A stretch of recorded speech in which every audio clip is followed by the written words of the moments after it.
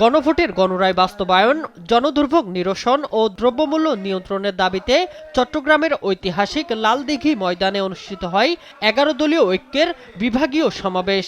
সমাবেশে যোগ দেন জামায়াতে ইসলামের আমির ডাক্তার শফিকুর রহমান, এনসিপির আহ্বায়ক নাহিদ ইসলাম সহ ১১ দলের নেতাকর্মীরা। বিকেল ৩টায় সমাবেশ অনুষ্ঠিত হওয়ার কথা থাকলেও দুপুর থেকেই জড়ো হতে থাকেন নেতাকর্মীরা। এ সময় দেশের সীমান্তে অস্থিরতা, বাজেট নিয়ে সমালোচনা সহ নানা বিষয় উঠে আসে বক্তব্যে। সমাবেশে জামায়াত আমির বলেন, বাজেটে মাদক ও ধূমপান জাতীয় দ্রব্যের ট্যাক্স বাড়ানোর কারণে বিরোধী দল প্রতিবাদ মিছিল করেছে বলে প্রধানমন্ত্রী তারেক রহমান যে কথা বলেছে তা সম্পূর্ণ মিথ্যা।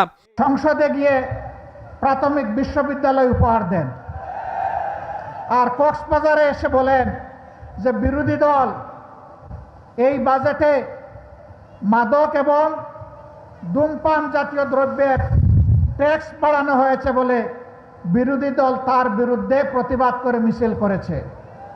মিথ্যা, ভুয়া।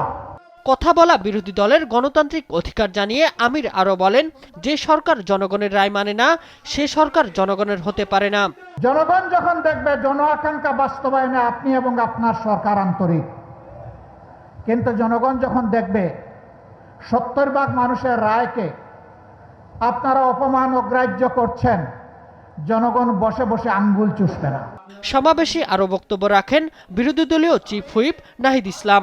বলেন, বর্তমান বাজেটের সঙ্গে বাস্তবতার কোনো সম্পর্ক নেই। আপনি একটা বাজেট দিয়েছেন যার সাথে বাস্তবতার কোনো সম্পর্ক নাই। জনগণকে স্বপ্ন দেখাচ্ছেন, যেই স্বপ্ন পূরণ করতে আপনি চূড়ান্তভাবে ব্যর্থ হবেন।